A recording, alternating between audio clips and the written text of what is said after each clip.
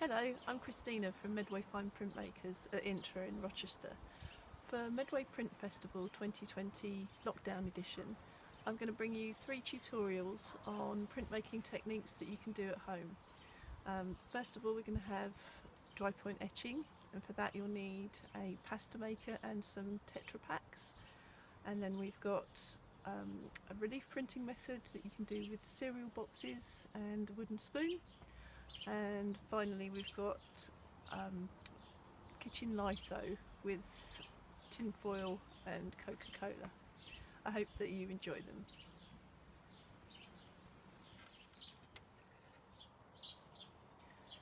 So I'm going to show you how to do dry point etching at home.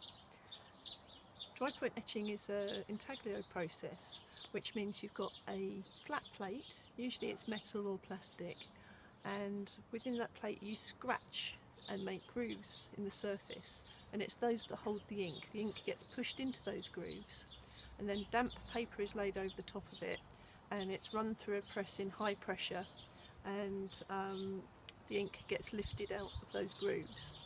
Normally at Intra we'll be using our lovely big etching press, but we haven't got that at home, so we're going to be using a pasta maker, which has 2 rollers in it, and you can get quite a good squish in the middle. So here's an example. Oh yeah, tetrapaks. Instead of a normal metal or plastic plate, you can use those if you've got any thin pieces of metal or plastic around, but we're going to use, for this demo, we're going to use tetrapaks. So you start off with one of these, you cut it open, give it a good wash, because quite often they're smelly, they've had milk sitting around in them for a while, and then when you cut it open, you can make yourself a little plate. I've just done this as a demo one. I'm not sure if you can see that, but I'll give you a close-up in a sec. So it makes a reverse print, and you can draw lines, you can do little dots, you can do cross-hatching, things like that to come up with your image. And the ink gets pushed in and then wiped clean on the top, and then you have some damp paper that gets pushed into it. So I'll give you a little run through of the things that we're going to need in order to do this. So tetrapak, you'll cut it open and clean it, and then you'll find that there are some bits that have got creases and crinkles and things. You're trying to look for something that's quite flat. So usually there'll be an area that you can have that's quite uncrinkled, that you can work on. You also want to choose a bit that's not got a double thickness. So here we've got 2 layers of it. We just want 1 layer so that it's completely flat when it goes through the press, otherwise you'll find it won't print evenly.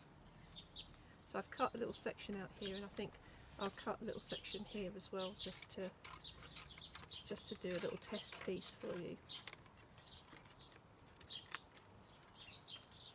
Okay, so scissors, it's something else we need. I'll do a list underneath the video that shows you all the things you need to have. We also need a little tray that you can have your water in, so this will be your water bath for the paper. So pieces of paper, and you need them to be quite thick, so something like a fairly heavy cartridge paper, something that's going to be able to stand up to go into the water. So something like photocopy paper wouldn't be thick enough, but cartridge paper is usually really good. Even watercolour paper you can use. So little water bath, you'll need some ink. So this ink, coming to the end of this tube, but you don't need very much. This is Charbonnel Aqua Wash, so it's an oil-based ink for etching. You can buy it from Intaglio, Printmaker and other places online, and it's got a nice combination of, it uses oil, but when you wash up it uses water, so you can wash up with water, and makes it much easier for cleaning up, and you don't have to use solvents. So a tiny dab of that. We need a bit of muslin, or it's like cheeseclothy kind of material, or it could be just t-shirt material, or something as open weave as you can get, but something soft like t-shirt material is good. Something that doesn't shed too much is good, because you don't want the bits of fabric in the ink. What else have we got here? Pasta maker. So if you haven't got one of these, I bet one of your friends does that they don't use at the back of the cupboard. They'll let you have a go on for a little while. And it's good to have some gloves because that ink can get all over you, like all over your hands quite easily. And don't know about you, but going to the shops with filthy hands isn't a good look at the moment. People might think it's a bit funny in these ages of hand washing. You're going to need some t-shirt material that's folded over. I've got 8 layers of t-shirt material here, and that's going to be your blanket. On every etching press you have a blanket that goes through between the rollers and your plate so that the wet paper gets squished really well into the grooves of your plate. So I'll show you how to put that in shortly. What else have we got? Oh yeah, so you need a support for the plate and the paper as it goes through. So I usually use a nice compressed piece of card, something like a cereal packet, or this one is from the back of an envelope. So grey board or something quite stiff card, not corrugated because it will get squished too much as it goes through, and it's probably a bit too thick. So something like a cereal packet or back of an envelope, stiffened envelope. You need tissue paper, and this is nice to have, but cotton buds are useful for wiping the plate. And you need something to do your scratchy drawing with. So this, hopefully you can see that, it's just a little needle that's been set into a piece of wood. You can just hold a needle, something like an embroidery needle or chenille needle. One of those larger needles is good, or you could use a compass, anything scratchy really, and all.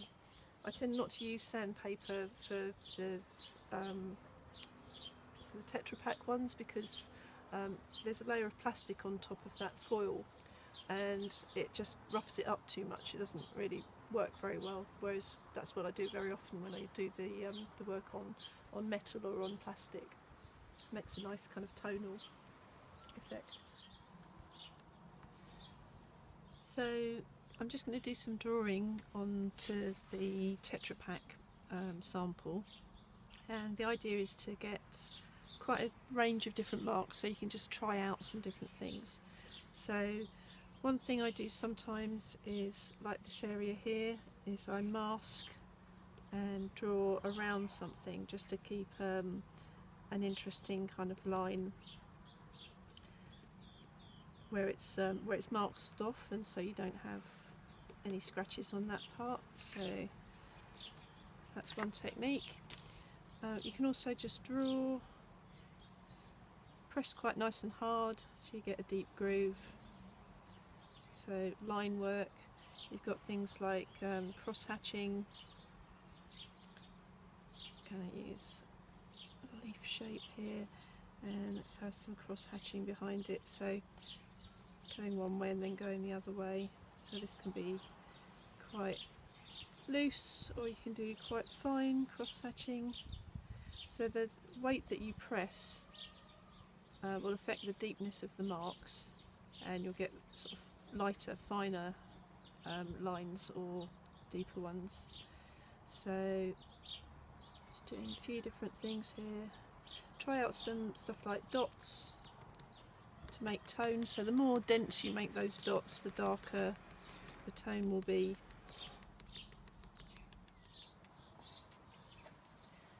So before we get to printing our little Drypoint plate, we need to set up the pasta maker.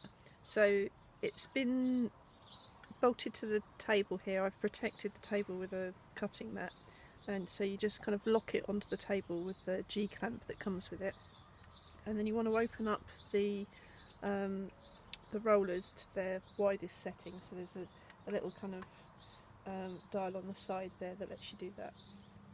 And you prepare your blanket. So 8 layers of t-shirt material I've got here. You could also use something like a thick felt, would be good. The blankets that we use on the etching press at Intra, you've got 3 different types, kind of different fineness. The one that's closest to the actual printing is very fine felt. So you want to smooth your t-shirt material out as much as possible, and then you just lay it on the side of one of the rollers, tuck it in slightly. I might use just my piece of card that I've got, cereal packet card, that I'll be using as a support, just to tuck it in slightly to get it going on that roller. You're going to have to roll it up and down a few times to get it very flat. So just holding it on there, and I'm just going to start turning the roller and see if it will catch. There we go. So it's going a bit wonky there, so as I turn the roller it's going to get crumpled up a bit. Let's go all the way down. That's no good actually, I'm going to do that again. Try and get it straighter this time. So it needs to be nice and flat so that it doesn't crumple your paper as it goes through. So tuck it in a bit, straighten it slightly. It's just starting to catch there.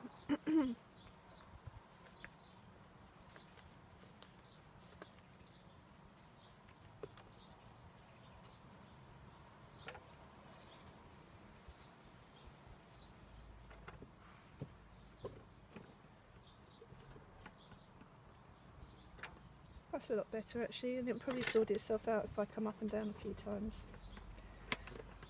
So you want to make sure you don't go further than the edge of the blanket. You might even want to mark on the blanket when it comes to nearly leaving the machine. So going up and down a few times has now straightened that out.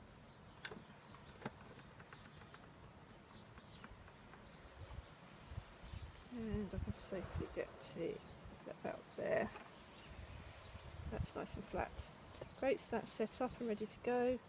So we're going to need to ink this up now. So another thing that I'm going to grab hold of is a magazine. So an old magazine that you don't need anymore. You can use that as a good inking up area so that things don't get mucky. There's a page I've used before. Let's go for this one. Okay, so I'm going to put my gloves on, and I've got my ink and my muslin, and what else? I need to get my cotton buds, and also I'm going to have an extra little piece of tetrapak that I'm going to use to scrape the ink over. You also, at this point, before you start doing your inking up, you want to get your water bath ready and pop your paper into it so it's soaking while you're doing your inking up. Your paper needs to be nice and damp. So just going to grab hold of the paper and pop a couple of pieces into the water.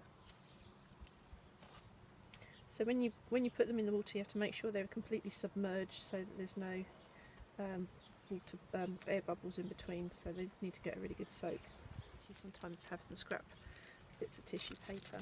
So I'm going to get a piece of this, have a small bit, and have those ready. And I'm going to start off with a bit of ink, just squeeze a tiny bit out. You only need a really small amount, and just daub a little bit on the end there. And then I'm going to take the little scraper and just spread the ink across the plate. So you've got a thin coating of it all over. And then I'm going to take my muslin. So you'll start off with a clean bit, but we generally have a lot of scrim that we use that's very, very mucky, and it doesn't matter at all because at this point you're really trying to push the ink into the plate, so you can have quite mucky bits of the scrim. You want to roll it into a ball, this muslin. So it's a pad really, so it's got like a nice smooth area with a bit of cushion to it. So just start off with it folded over into a couple of times, and then just tuck under some other bits so you have a little pad that you can hold on to. And the motion you're going to be using is a twisting motion to be able to push the ink right into the plate. So I'm going to use one of those bits of tissue paper to hold onto the edge of the plate so my gloves don't get too mucky, and twist and push. So it's doing two jobs here. One is to push the ink into the grooves, and the other is to wipe off the plate a bit.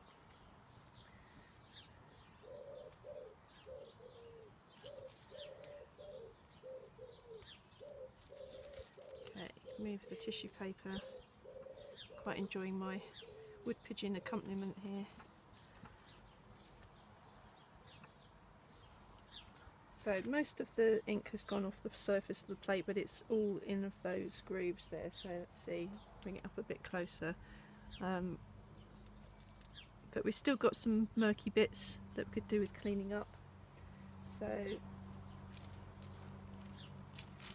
find a cleaner place to put it. And you just want to use the flat of your fingers just to gently rub the top surface, just to polish off any other inky marks that are on the top of the plate, while not taking it out of the deeper parts of the plate. So this is how it's looking at the moment. I still want to be using tissue to make sure that I'm not adding any ink or taking any more ink away or smudging things. And you can just wipe a little bit with the cotton buds gently, so you're not taking too much out of the grooves, just to clean up any marks around your lines.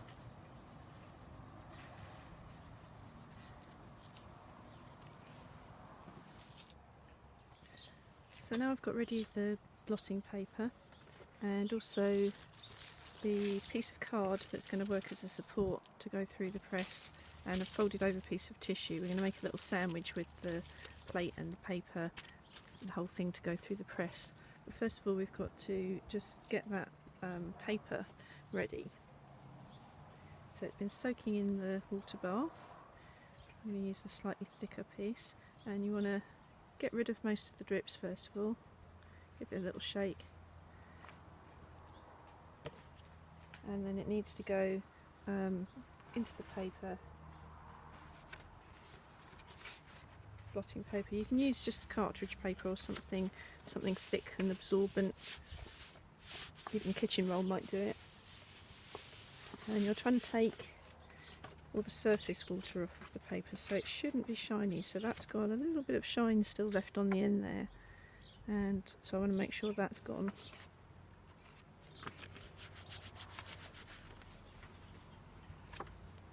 There, that's better. So now we'll take our piece of tissue paper, fold it over, we'll take our plate,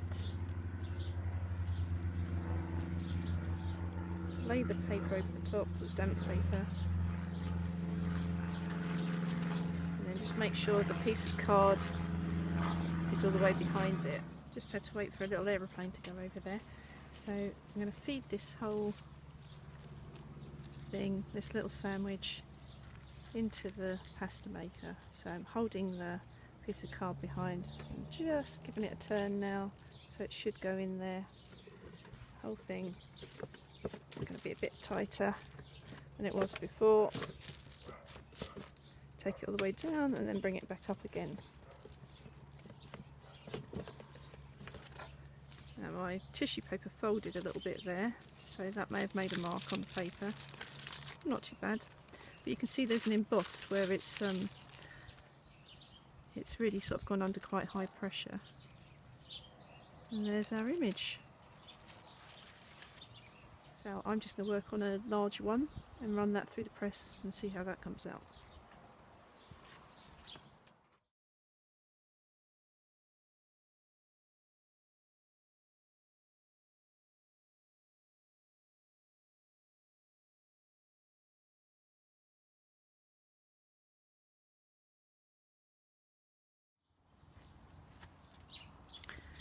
When your plate is still mucky when you're using the first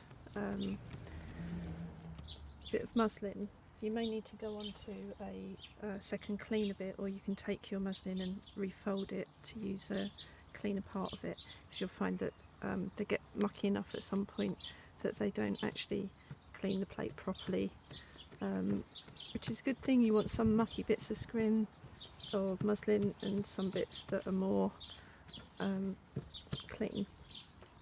So taking off with a second piece or a new folded piece of muslin here, and then I'm going to go in with the cotton bud. And also just to say that with the cotton bud you can also use it to clean the edges. If you want to have clean edges to your print, it's good to go right round with a cotton bud and wipe off the edges.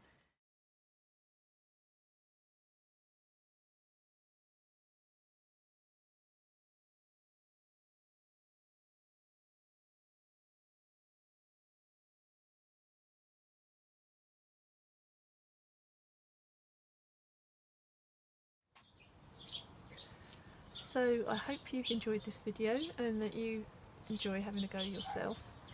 When you've made your prints, because the paper's damp, you want to wrap them in tissue, just a fold around tissue, and then put a heavy book or something flat on top so that it dries with a weight on top of it, and that will mean it will dry nice and flat rather than going crinkly as it dries.